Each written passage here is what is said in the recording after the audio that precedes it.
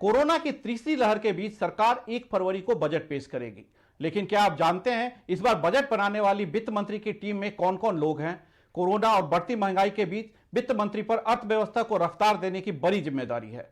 जानते हैं उन लोगों के बारे में जो बजट तैयार करने में शामिल हैं। वैसे तो चालू वित्त वर्ष की पहली और दूसरी तिमाही में अर्थव्यवस्था में अच्छी रिकवरी देखने को मिली है, पर ओमिक्रॉन की वजह से पैदा हुई कोरोना की तीसरी लहर ने चिंताएं फिर से बढ़ा दी है।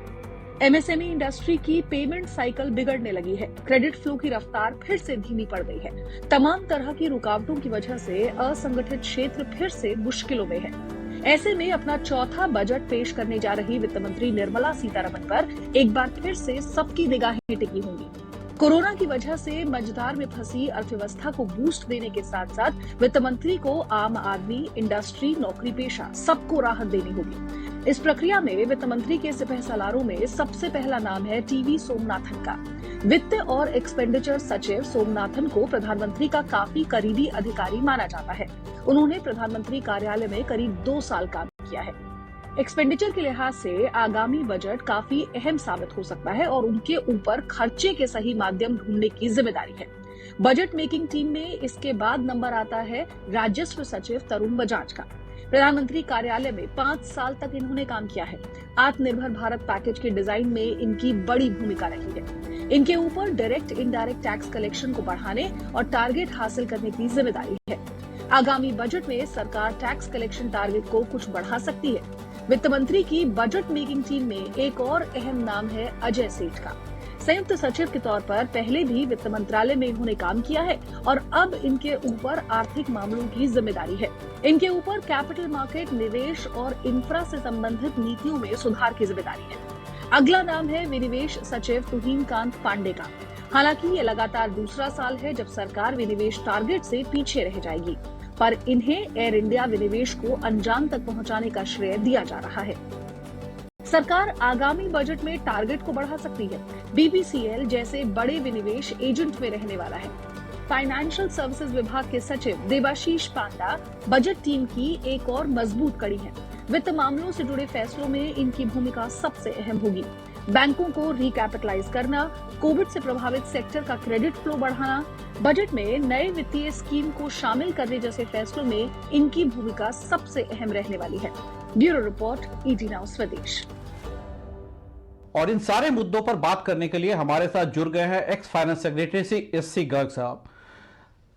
सर, आपका बहुत बहुत स्वागत है ईटी नाउ स्वदेश के स्पॉटलाइट पे। धन्यवाद।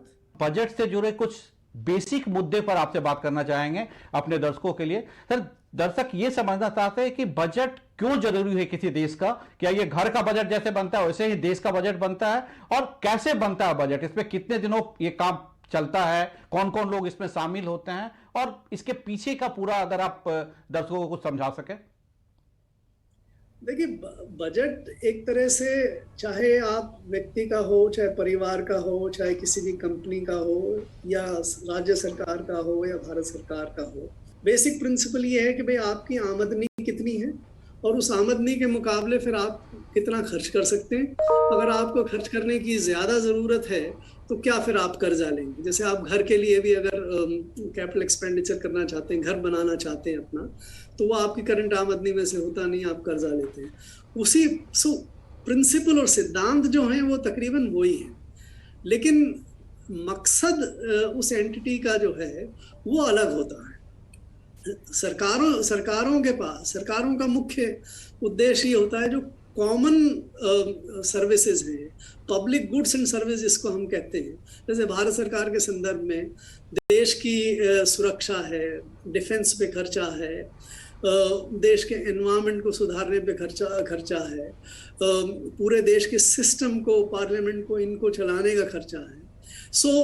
इसी तरह से राज्यों के केस में पुलिस का, जेल्स का, जुडिशरी का, इनके खर्चे होते हैं। तो ये खर्चे किसी बिजनेस के नहीं होते। सरकार बिजनेस तो करती नहीं है, जो करती है वो भी मेरे ख्याल से इतना अच्छी बात नहीं है।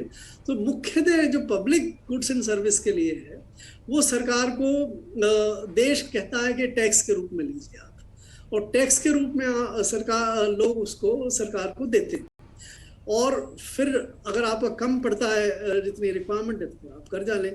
अगर आप बहुत ज्यादा कर्जा लेते हैं तो भी देश की अर्थव्यवस्था के लिए ठीक नहीं रहता, क्योंकि अल्टीमेटली कर्जा कहाँ से आता है? कर्जा आता है लोगों की सेविंग से और बैंकों के द्वारा जो क्रेडिट क्रिएशन होता है उससे आता है।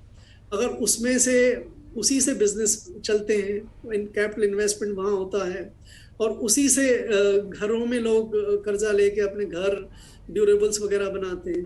तो अगर सरकार ही ज्यादातर कर्जा ले लेगी तो फिर इन लोगों के लिए नहीं बचेगा। तो इसलिए इन सब चीजों का एक सामंजस्य बना के सरकार को अपना बजट बनाना पड़ता है।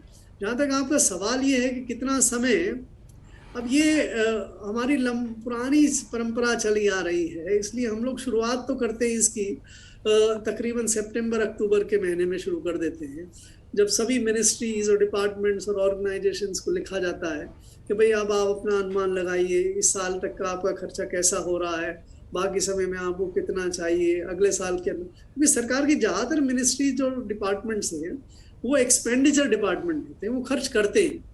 आमदनी अर्न करने का काम टैक्स रेवेन्यू और कुछ 2 4 5 और डिपार्टमेंट्स का रहता है। सो ज्यादातर एक्सपेंडिचर डिपार्टमेंट्स हैं, वो फिर अपना अनुमान बनाते हैं, जिसपे फिर भारत सरकार में एक एक्सपेंडिचर डिपार्टमेंट है, एक इकोनॉमिक अफेयर्स डिपार्टमेंट है, वो दोनों मिलके चर्चा करते हैं भाई आपके बजट का असेसमेंट। इस प्रक्रिया में 1.5 2 महीने का समय लग जाता है, अक्टूबर नवंबर से शुरू करके। और आखिरी जो ये जनवरी का महीना है, उस जनवरी के महीने में करीब 20 तारीख तक एक्सपेंडिचर के सारे कार्यक्रम फाइनल हो जाते हैं, 1 2 उनको छोड़ के जो सरकार नया इशू करना चाहती है।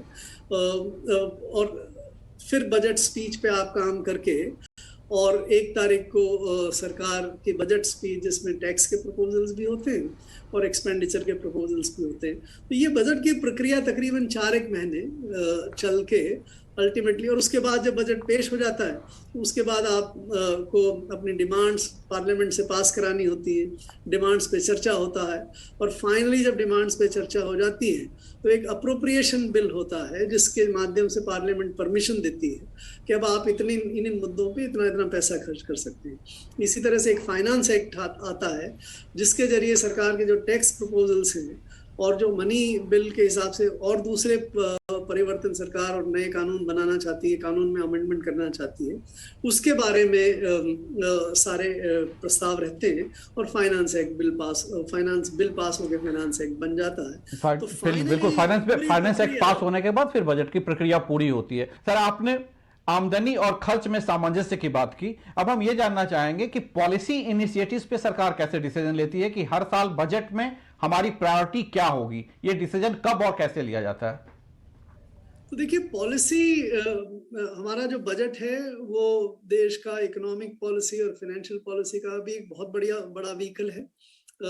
इसके माध्यम से पूरी सरकार अपनी पॉलिसी का अनाउंसमेंट करती है, विशेष तौर से इकोनॉमिक एंड फाइनेंशियल सेक्टर के फील्ड में। इसलिए बजट का पॉलिसी से बहुत बड़ा रिश्ता बन गया है। पॉलिसी प्रायोरिटीज इस बात पर डिपेंड करती है कि उस समय देश की क्या स्थिति है, जनरली विश्व की इकोनॉमी कैसे काम कर रही है, देश के सामने कौन से बड़े चैलेंजेस हैं, देश के सामने कौन सी अपॉर्चुनिटीज हैं जिनके कारण से आप अच्छी ग्रोथ और डिस्ट्रीब्यूशन अचीव कर सकते हैं। तो जैसे मैं आपको उदाहरण दूं, ये कोविड की आपने बात कही थी, तो कोविड एक ऐसी बड़ा इशू था कि उसको पॉलिसी के रूप में आपको एड्रेस करना ही पड़ेगा। लेकिन अगर आप 2021 का बजट देखें, जो पेश किया गया था 1 फरवरी 2020 को, उस समय कोविड आ गया था, लेकिन कोविड बहुत कम था, इसलिए उस पूरे बजट में एक बार भी कोविड का नाम नहीं है। लेकिन 22 का बजट में बहुत बड़ा कार्यक्रम और बहुत ज्यादा पॉलिसी अनाउंसमेंट्स केवल कोविड के बारे में था।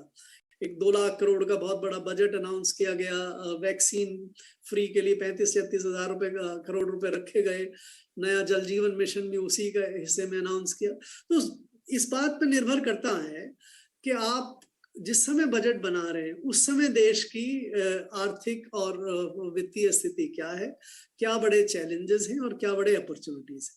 तो जैसे आज अगर आप इस परिप्रेक्ष्य में देखें, जब आज बजट बनाया जा रहा है, तो आज देश के बारे में, देश की इकोनॉमी के बारे में और देश के लिए पॉलिसी चैलेंजेस क्या हैं, तो आज ये है कि हम एक बार कोविड के फेज से बहुत गिरावट इकोनॉमिक ग्रोथ की होने के बाद अब वापस रिकवरी कर रहे हैं।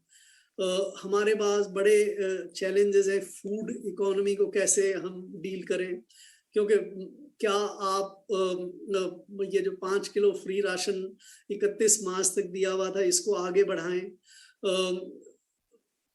देश के इंफ्रास्ट्रक्चर पे कैसे कैसे कैसे खर्चा करें, क्या हम, चूंकि अनएम्प्लॉयमेंट भी काफी बढ़ गया है और बहुत सारे लोग एम्प्लॉयमेंट मार्केट में ही नहीं आ रहे हैं, तो एम्प्लॉयमेंट के दिशा में क्या सरकार कुछ कर सकती है, और अगर करे तो किस तरह के कार्यक्रम को अपनाना चाहिए, राइट। टैक्सेशन के फ्रंट पे अगर आप देखें तो कॉर्पोरेट टैक्स तो काफी अच्छी तरह से आ रहे हैं, पर्सनल टैक्सेस में भी ग्रोथ अच्छी है, लेकिन क्या बहुत सारी रेट्स के प्रॉब्लम है, कई सारे सेस एंड सरचार्ज लगा रखे हैं, बहुत सारे लोगों को minimum rate, minimum exemption limit है, उससे समस्या है, तो क्या आप उसको देखें। एक्साइज इतनी ज्यादा रेट बढ़ी हुई है जिससे पेट्रोल और दूसरी तरफ क्रूड की दाम दुनिया भर में बहुत ज्यादा बढ़ गए हैं। तो ऐसी स्थिति में हम पेट्रोलियम प्रोडक्ट्स की प्राइसेस के बारे में क्या करें। आपको प्राइवेटाइजेशन का बड़ा एजेंडा, क्योंकि सरकार को रिसोर्सेज भी चाहिए और साथ में सरकार चूंकि बहुत अच्छी बिजनेसमैन नहीं है तो उसको प्राइवेटाइजेशन करना चाहिए। तो प्राइवेटाइजेशन का एजेंडा पिछले बार कुछ अनाउंस किया, उसको लेकिन कर नहीं पाए, बैंकों की बात हुई। सो ये इतने सारे इश्यूज होते हैं जो बड़े पॉलिसी के मुद्दे होते हैं। बहुत सारे कुछ नए इशू भी आते हैं, लेकिन बहुत सारे जो चल रहे होते हैं परमानेंट टाइप के इश्यूज, लेकिन इंपॉर्टेंट इश्यूज इकोनॉमिक पॉलिसी के, उनके ऊपर भी। सो आपको स्कैन करना पड़ेगा अपने पूरे इकोनॉमिक एंड फाइनेंशियल एनवायरनमेंट को, और फिर उसके बाद पॉलिसी प्रायोरिटीज को तय करना। यहां पर लेते हैं एक छोटा सा ब्रेक, और ब्रेक के बाद एक खास रिपोर्ट के जरिए आपको यह दिखाएंगे कि समय समय पर वक्त के साथ बजट में क्या क्या बदलाव हुए।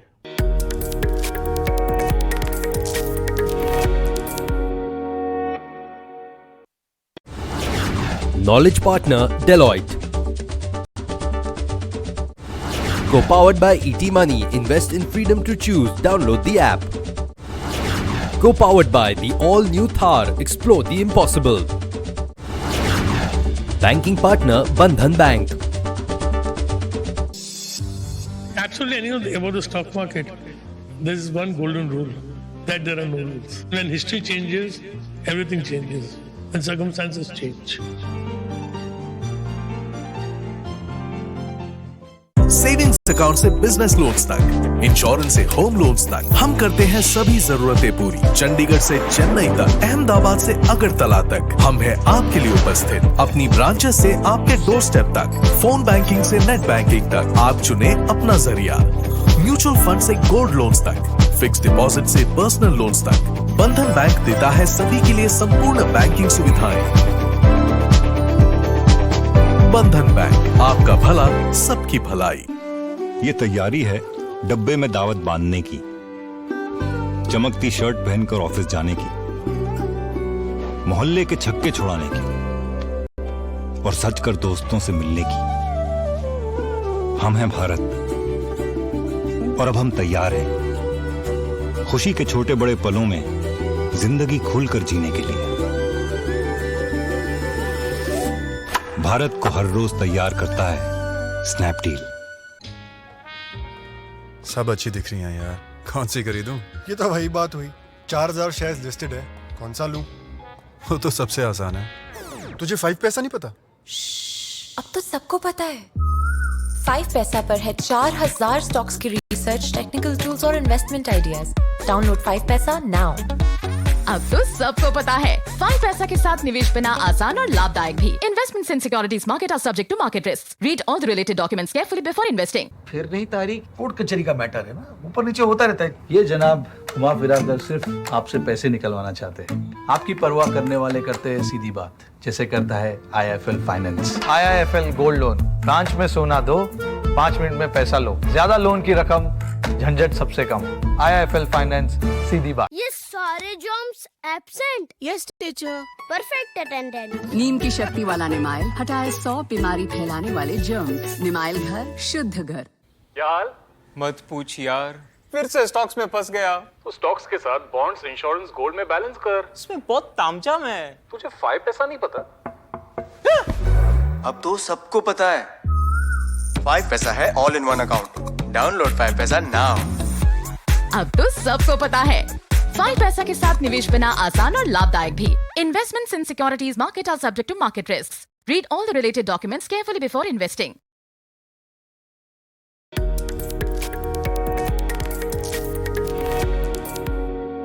समय के साथ देश पे कई सरकारें बदली। पंडित जवाहरलाल नेहरू से लेकर मोदी तक की सत्ता में देश ने कई बदलाव देखे, तो इनसे बजट भी कैसे अधूरा रह सकता था।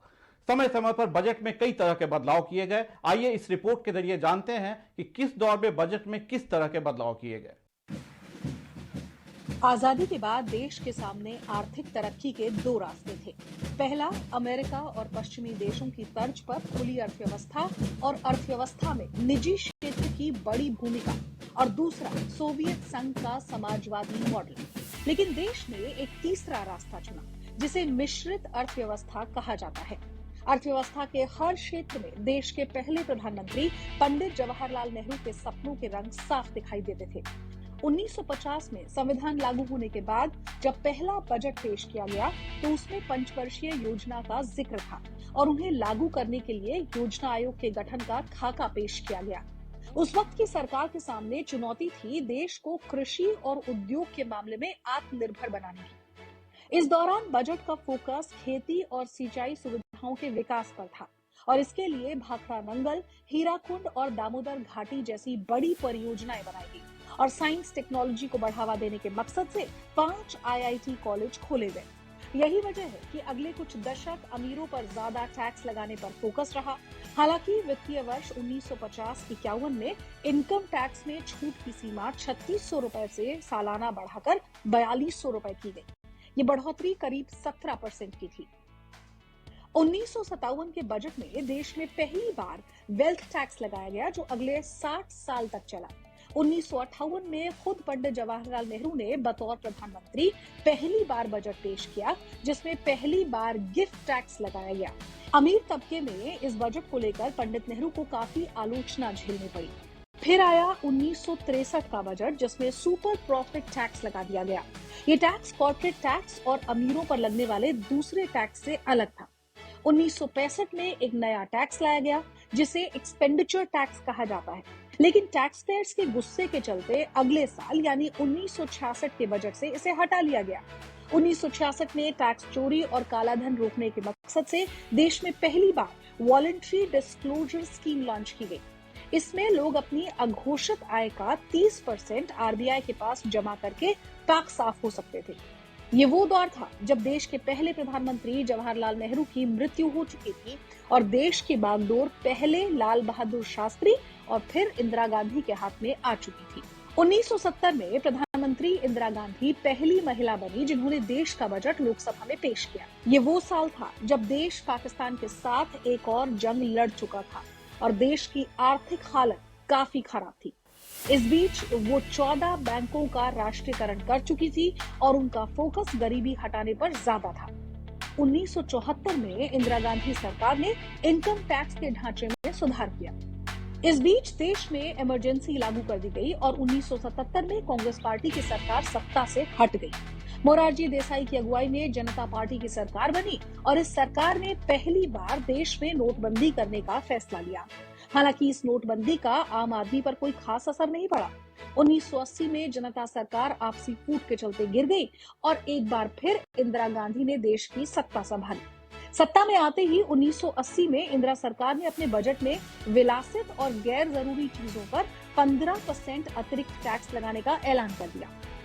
साल था 1984 जब इंदिरा गांधी की हत्या के बाद उनके बेटे राजीव गांधी ने देश की बागडोर संभाली। राजीव गांधी का फोकस आर्थिक और नई टेक्नोलॉजी के इस्तेमाल पर अधिक था। ये वो दौर था जब इकोनॉमी के हर क्षेत्र में प्राइवेट सेक्टर की भूमिका को तवज्जो दी जाने लगी थी। 1985 में अपने पहले बजट में राजीव गांधी सरकार BIFR लेकर आई। इसके चलते बीमार और घाटे में चल रही कंपनियों को बंद करना और उनका अधिग्रहण करना आसान हो गया। 1986 के बजट में बड़े टैक्स रिफॉर्म्स की नींव रखते हुए मॉडिफाइड वैल्यू एडेड टैक्स यानी कि मोविट पेश किया गया। 1987 में तत्कालीन प्रधानमंत्री राजीव गांधी ने खुद बजट पेश किया। वो नेहरू गांधी परिवार से बजट पेश करने वाले तीसरे शख्स थे। इस बजट में राजीव गांधी ने मिनिमम ऑल्टरनेट टैक्स यानी कि मैट सामने रखा और वित्तीय वर्ष 1988-89 में पहली बार निवेश की स्कीम किसान विकास पत्र लॉन्च की गई। इसमें 5.5 साल में निवेशकों की रकम दोगुनी करने का वादा किया गया। वित्त वर्ष 1989-90 का बजट राजीव गांधी सरकार का आखिरी बजट था। इसमें स्टॉक मार्केट में आम निवेशकों की भागीदारी बढ़ाने के मकसद से इक्विटी लिंक्ड सेविंग स्कीम यानी ELSS लॉन्च किया गया। राजीव गांधी सरकार के बाद 1991 में केंद्र में नरसिम्हा राव की अगुवाई में कांग्रेस की सरकार बनी। उस वक्त देश के पास केवल 15 दिन की विदेशी मुद्रा बची थी। ऐसे में जाने माने अर्थशास्त्री डॉक्टर मनमोहन सिंह को वित्त मंत्री बनाया गया। वित्त मंत्री मनमोहन सिंह ने अपने पहले बजट में ऐतिहासिक आर्थिक सुधारों की नींव रखी। देश की इकोनॉमी के दरवाजे विदेशी निवेश के लिए खोले, निजी क्षेत्र की भागीदारी को बढ़ाया, पब्लिक सेक्टर के रोल को घटाने का फैसला लिया, बैंक, इंश्योरेंस, एयरलाइंस और दूसरे तमाम क्षेत्रों में प्राइवेट सेक्टर को प्रवेश की इजाजत दी गई। 1993 में इक्विटी मार्केट में आम लोगों की हिस्सेदारी और भरोसा बढ़ाने के मकसद से नेशनल स्टॉक एक्सचेंज यानी NSE शुरू करने का फैसला लिया गया। 1994 में सर्विस टैक्स के रूप में इनडायरेक्ट टैक्स में रिफॉर्म किया गया। टेलीफोन, नॉन लाइफ इंश्योरेंस और स्टॉक ब्रोकिंग जैसी सर्विसेज पर 5% सर्विस टैक्स लगाया गया। लेकिन अभी और भी बहुत कुछ किया जाना बाकी था। 1997 में पी चिदम्बरम ने टैक्स रिफॉर्म का ऐलान किया। इसी के साथ इनकम टैक्स घटाया गया, कॉर्पोरेट टैक्स पर सरचार्ज हटाया और वॉलंटरी डिस्क्लोजर स्कीम लॉन्च की। यूनाइटेड फ्रंट सरकार महज 2 साल ही चल सकी। उसके बाद अटल बिहारी वाजपेयी की अगुवाई में NDA सरकार बनी। वाजपेयी सरकार ने भी आर्थिक सुधारों की रफ्तार को कायम रखा। बजट घाटे को काबू में रखने के लिए FRBM यानी fiscal responsibility and management act 2003 लेकर आया गया। 2004 में NDA सरकार चुनाव हार गई और मनमोहन सिंह की अगुवाई में UPA सरकार बनी। UPA सरकार अपने पहले 4 साल गठबंधन के सहयोगियों के दबाव में आर्थिक सुधार के मोर्चे पर कड़े फैसले नहीं ले पाई। खासकर विनिवेश का मामला ठंडे बस्ते में ही पड़ा रहा। UPA सरकार की सबसे बड़ी उपलब्धि मनरेगा जैसी योजना कही जा सकती थी। 2006 के बजट में मनरेगा के लिए फंडिंग की व्यवस्था की गई, जिसने ग्रामीण भारत की तस्वीर बदल दी। मनरेगा के चलते ग्रामीण बेरोजगारी में कमी आई, शहरों की ओर पलायन रुका और रूरल मार्केट में मांग बढ़ी, जिससे खपत में इजाफा हुआ। UPA सरकार ने 2009 में अपने बजट में यूनिक आइडेंटिफिकेशन ऑफ इंडिया बनाने का प्रस्ताव पेश किया, जिसने आधार कार्ड के जरिए सब्सिडी और सरकारी योजनाओं का लाभ सीधे लाभार्थी तक पहुंचाने में काफी मदद की। 2013 के बजट में वित्त मंत्री पी चिदम्बरम ने 1 करोड़ से ज्यादा इनकम पर 10% सरचार्ज लगाने का ऐलान किया।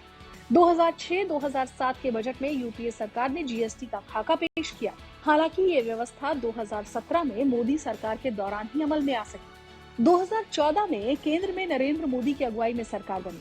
मोदी सरकार ने अपने पहले कार्यकाल में टैक्स कलेक्शन बढ़ाने और बजट घाटा कम करने पर जोर दिया और पहली बार ऐसा हुआ कि टैक्स कलेक्शन सरकार के बजट अनुमान से ज्यादा रहा। मोदी सरकार का सबसे क्रांतिकारी फैसला 2017 में GST को लागू करना था। मोदी सरकार ने अपने पहले कार्यकाल में कई पुरानी परंपराओं को भी बदला। 2017 में वित्त मंत्री अरुण जेटली ने अपना बजट फरवरी महीने के आखिर की जगह 1 फरवरी को पेश किया। इसी साल पहली बार रेल बजट अलग से पेश करने की प्रथा को भी खत्म कर दिया गया। रेल बजट को आम बजट के साथ मिला दिया गया। योजना आयोग को खत्म करके उसी जगह नीति आयोग बनाया और पंचवर्षीय योजना को भी खत्म कर दिया गया। मोदी सरकार का दूसरा कार्यकाल शुरू ही हुआ था कि पूरी दुनिया कोविड की चपेट में आ गई। कोविड के चलते सरकार की प्राथमिकता में इस महामारी से निपटना सबसे ऊपर आ गया। इस दौरान मोदी सरकार को स्वास्थ्य और खासकर वैक्सीनेशन को लेकर बजट में काफी आवंटन करना पड़ा है। इसके बावजूद मोदी सरकार ने आर्थिक सुधारों की स्पीड पर ब्रेक नहीं लगने दिया। मोदी सरकार ने इंफ्रास्ट्रक्चर के मोर्चे पर काफी काम किया। देश के इतिहास में पहली बार 2021 के बजट में 1,81,101 लाख करोड़ रुपए का आवंटन सड़क मंत्रालय के लिए किया गया। बदलते वक्त के साथ बजट में कई बदलाव आए। 73 साल पहले भारतीय गणराज्य का जो बजट करीब 250 करोड़ रुपए का हुआ करता था, वो आज 30 लाख करोड़ से ज्यादा का हो चुका है। ब्यूरो रिपोर्ट, ET नाउ स्वदेश। अगर हम पिछले 2 सालों में देखें, खासकर कोविड के बाद के समय में, तो बड़े बड़े पॉलिसी इनिशिएटिव प्रेस कॉन्फ्रेंस के थ्रू या सरकारी नोटिफिकेशन के थ्रू लागू किए गए। तो क्या आपको लगता है कि वक्त के साथ बजट का रिलेवेंस कम होता जा रहा है और सरकार डिसीजन एज ऑन डिमांड जब भी जरूरत हो तब ले रही है? और ये कैसा है, सही है या गलत है? मुझे ऐसा नहीं लगता। देखिए, सरकार एक दिन के लिए नहीं होती, सरकार पूरे समय के लिए होती है और देश की इकोनॉमी एक दिन में बनती है, बड़ी नहीं होती है। इसलिए सरकार को नीतिगत निर्णय तो हमेशा लेने चाहिए और लेते रहने चाहिए। लेकिन बजट का एक ऐसा दिन आता है जिस दिन आप एक बार ठंडे दिमाग से पूरा एक होलिस्टिक व्यू लीजिए और उसके पास आपके पास 2-3 बड़े इंस्ट्रूमेंट होते हैं जो अगर आप जैसे टैक्स है, टैक्स एक बहुत बड़ा इंस्ट्रूमेंट है लोगों में इनकम रीडिस्ट्रीब्यूशन करने का, देश में इन्वेस्टमेंट को बढ़ाने का और देश में बिजनेसेस को टैक्स करने का। आप ये रोज रोज इसमें टिंकरिंग करें तो वो ठीक नहीं है। लोग तो इवन आपको ये कहेंगे कि हर साल भी टिंकरिंग करना इतना उचित नहीं है, बट एक समय साल में एक बार पूरा एक होलिस्टिक व्यू लेके क्या हमें पॉलिसी में बदलाव करना चाहिए। दूसरा एक और बड़ा कारण है जिसके कारण से आप बजट की इम्पोर्टेंस को कम नहीं कर सकते। सरकार, देखिए, देश अभी मैं आपसे बात कर रहा था कि पिछले साल का बजट 35 लाख करोड़ है, अगले साल का बजट 40 से 45 लाख करोड़ के बीच में होगा। देश की इकोनॉमी 260 लाख करोड़ की, तो भी आप 13, 14, 15% और इतनी बड़ी अमाउंट देश के विभिन्न प्रकार के खर्चों पे करते हैं।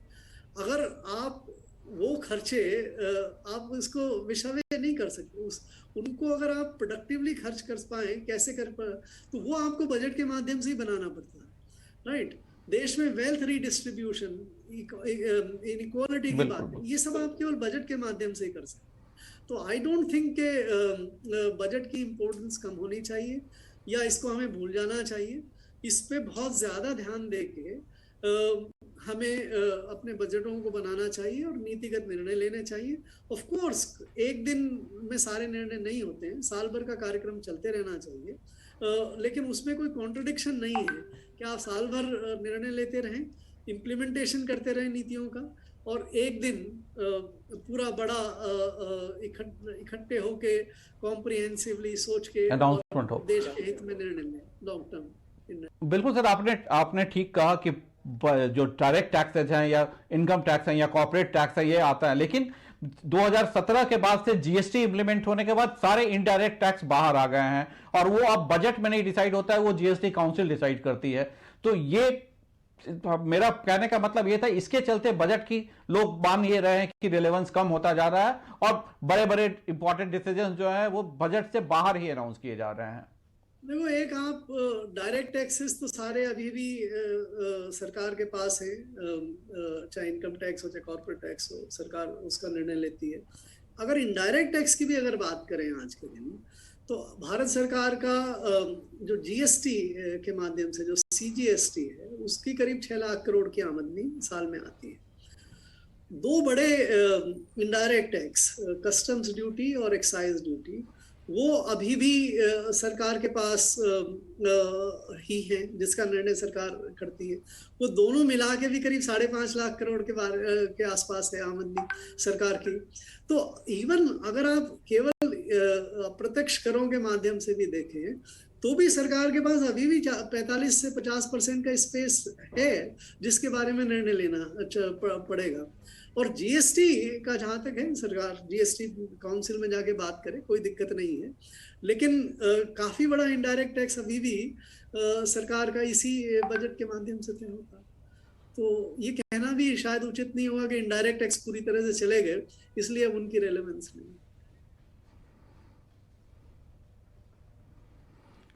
मिस्टर गर्ग, ईटी नाउ स्वदेश से बात करने के लिए बहुत बहुत धन्यवाद। आपने काफी नई जानकारियां दी हमें बजट बनाने के बारे में, बजट के बारे में, इसके लिए बहुत बहुत धन्यवाद। धन्यवाद। यहां पर चर्चा को समेटने का वक्त हो चुका है और 1 फरवरी के इंतजार के साथ आपसे लेते हैं विदा। अगले हफ्ते फिर किसी नए मुद्दे पर स्पॉटलाइट में आपसे फिर मुलाकात होगी। तब तक देखते रहिए ईटी नाउ स्वदेश।